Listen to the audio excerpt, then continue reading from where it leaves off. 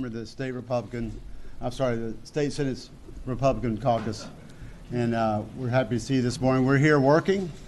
We're working on important bills. I want to thank the press for being here today to hear specifics about these bills. We've heard a lot of national press describe a lot of generalities and things that they say are in the bill that aren't actually in the bill. I think it's important that people know what's really in the bill.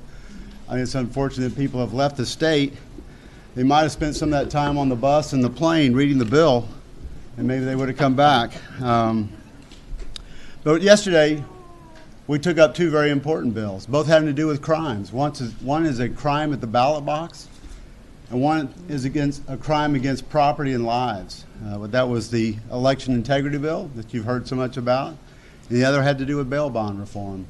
And so we're going to have Senator Hughes and Senator Huffman here describing those just briefly. But the fact is, we can't continue on the process of really getting those done. The House cannot accept bills that we send over under their rules without a quorum. So the work we're doing in case they do come back. But as of now, they cannot accept those bills. So the work we're doing for the people of Texas is being wasted and squandered by people being out of this state who've chosen to break quorum. I find it very interesting they're talking about the democratic process when they have chosen to short circuit the Democrat process, which involves elections, and then people get elected and they come up here and serve and they do their job. And that process has been short-circuited by people leaving by planes, trains, and automobiles. I don't know about any train. Mostly it was private jets, I think, and nice buses. Fortunately, they had something to drink along the way, so they weren't suffering too badly, based on the pictures that I've seen. But this is a tragedy, and it's a tragedy for the people of Texas, and it's an affront to people of Texas that people from Texas would go to D.C. and ask them to bring D.C. to Texas. How many of you think what's going on in D.C. works versus what we do here in Texas? It works. Our process works. Our state is thriving. The people of Texas are thriving. And guess what? More people are coming to Texas because what we're doing works. If they could leave D.C., they would do that as well. But they're coming to Texas because what we do works. And I don't think we want D.C. politics brought to Texas. And I don't think we want some of the things that are happening in D.C. brought here. So with that, I'd like to introduce Senator Hughes, the author of Senate Bill 1, who has actually carried this bill now on the floor, I believe, twice. And apparently we're going to get to do it a third time if they don't come back before this session is over. So with that, I'd like to introduce Senator Hughes. The next up we'll have Senator Huffman, who is the author of Senate Bill 6, having to do with bail reform. Very important bail reform. People are dying at the hands of people who've been let out on bonds, very low bonds, numerous times, eventually ending up killing people and robbing and maiming other people. So these are very important bills. They're very important to Texans. And I would like to ask if Senator, where do you go? Senator Hughes, step up first, and then he'll bring up Senator Huffman, and we'll take questions at the end. Thank you very much. Thank you, Larry. Thank you each for coming. Anyone who says there's no voter fraud in Texas is telling a very big lie. I hope before you leave you'll look at the placards behind the members of the Senate, just a few of the documented cases of election fraud in Texas. One has to do with the case in my district in beautiful East Texas, where we have a county commissioner out on bail charged with voter fraud for mail ballot fraud. One of many cases around the state. So many times these cases are about paid political operatives who are trying to steal votes, trying to coerce voters, to intimidate voters, to get in between the voter and the ballot. This is about protecting voters. Sadly, it's our most vulnerable voters, the elderly, folks with limited English, that are most often preyed upon. And so this doesn't get missed. I'm going to share with you some sworn testimony very briefly from Ms. Cavazos. This is sworn testimony from a trial in Hidalgo County. And here's Ms. Cavazos testifying about the lady who she thought was helping her with her ballot. Ms. Cavazos says, well, she was going to assist me how to do those things because I didn't understand the machine. She started punching the machine. So I saw that she put it in favor of the team she was on. You didn't mark it? No, I didn't touch the poll at any time. And then what happened? I had the idea that she was giving me like a tour of how to do those things and that she was going to leave. So by the time I told her, okay, let me vote on my own, she said, no, you already voted.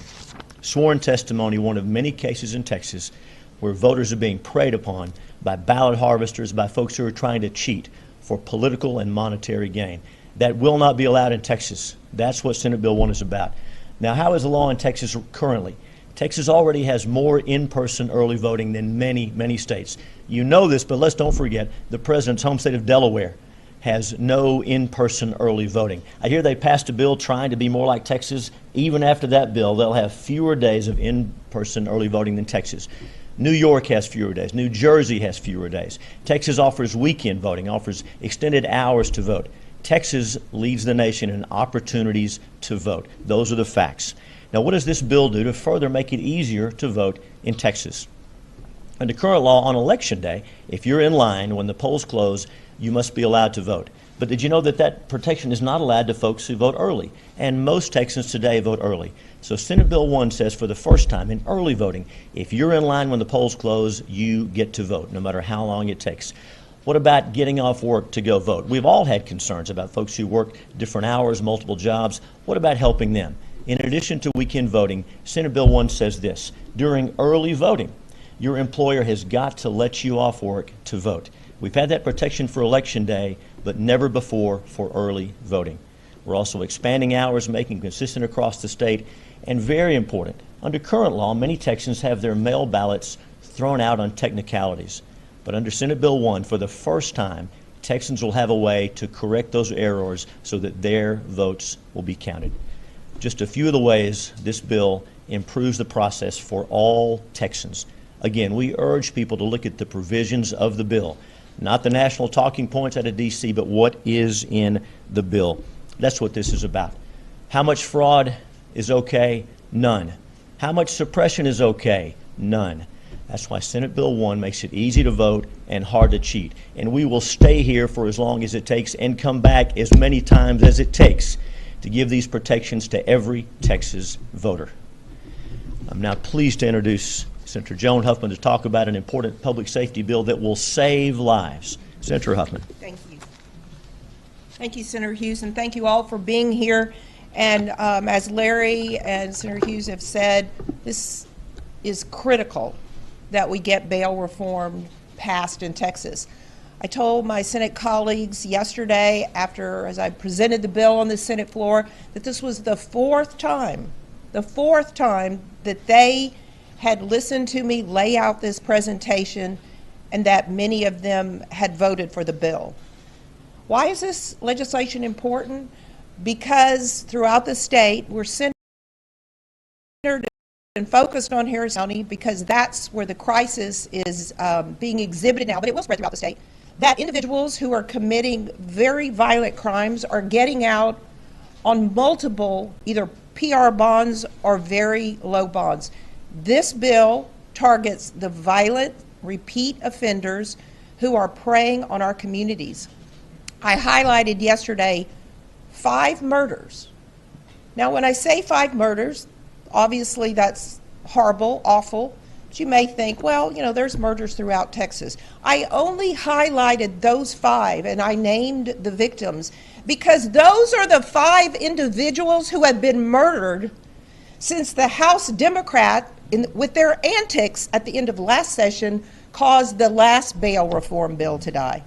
Those 5 individuals were all murdered by defendants out on multiple bonds for felony offenses.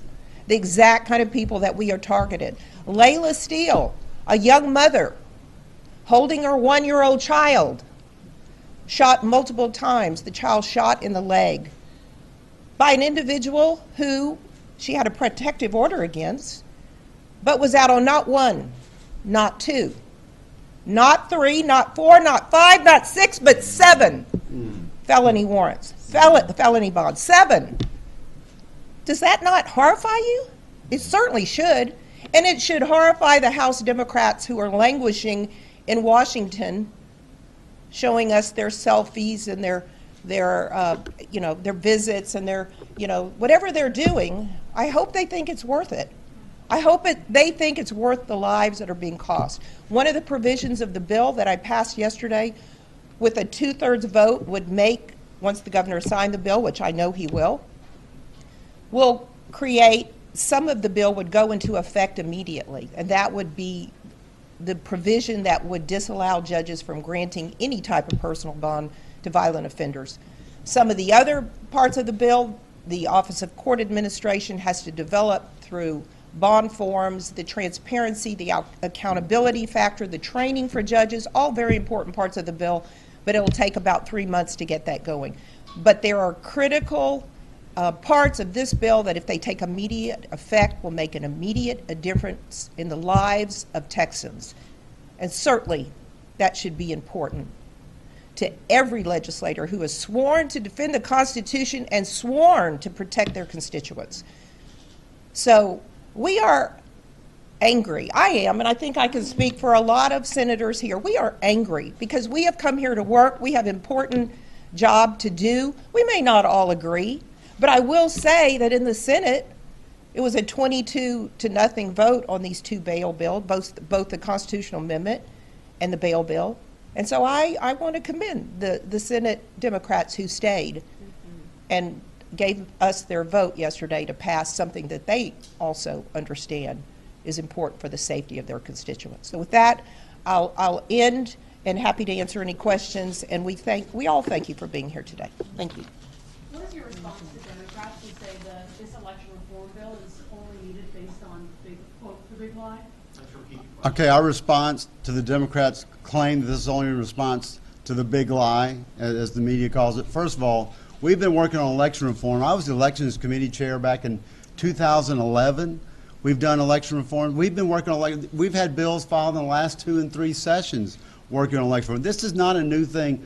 As new ways of pop up, of ways to contravene our election laws, we have to address those. And if we're made aware of these things, we want to address those. We don't want any cheating in Texas. We hear about people worried about the integrity of the ballot box. We want to make sure that people know that they're secure. But we are not for hindering anyone's rightful ability to vote. We've gone above and beyond. We're raising the number of hours. We're doing all these things to make sure that people have all these things. I'll tell you this, we did voter ID. All the claims, oh, this is going to hurt the voter turnout, this is going to, nothing but the opposite has happened. Those numbers have gone up significantly. Our voter turnout is up, our total votes are up, and yes, it's more than our population has grown. So those things weren't correct then, and they're not correct now. This is all about voting integrity. It's not about trying to keep anyone who's rightfully supposed to vote. But guess what? We don't want anybody who's not rightfully allowed to vote. And we will do everything in our power to keep them from voting, because that suppresses the will of the people of Texas. And we're not going to allow that to happen on our watch. Yes, sir. Do you believe the presidential election was stolen? Do I believe the presidential election was stolen? I don't know that. You know, I hear a lot of discussion about it. There's been no real investigation on that. But this is not what that's about. You can ask those questions all day long, but that really is not about what we're doing here today. This is about election integrity. And once again, this started way before the 2020 election. This has been going on. It's an ongoing process. Nothing new here, other than we keep finding out new ways and finding out more of these things that are happening. Look around you on these boards when we pull out of here. There are numerous cases of this going on, and that's just the ones that have been caught. You don't think we catch every one? These are just the ones that have been caught. We know it's going on. We hear people talk about it. We've had people testify under oath what they've seen. So it's out there. And so this idea that there's no voter fraud going on is ridiculous on its face. So yeah, this is not about Trump 2020. This is about what's right for Texas. I spoke with Senator Nathan Johnson, who's in Washington, as you know, about what he doesn't like about, what does he find objectionable about the legislation SB 1. He told me he doesn't like the fact that they're what he calls criminalization of poll workers, volunteers, if they make a mistake, and that he asked, why can't there be voter registration online to make it easier for people to register to vote? So real quick, Senator Johnson is pointing out some things he doesn't like in the bill. And those were not being able to register online, criminalizing poll watchers. Well, criminalizing employees. Yep, and criminalizing judges or volunteers. Election workers then. Yes. Is that the two questions? That's- I'll let Senator Hughes answer those. Mr. Chairman. We like Senator Johnson, smart guy, nice guy. He should look carefully at what is in the bill.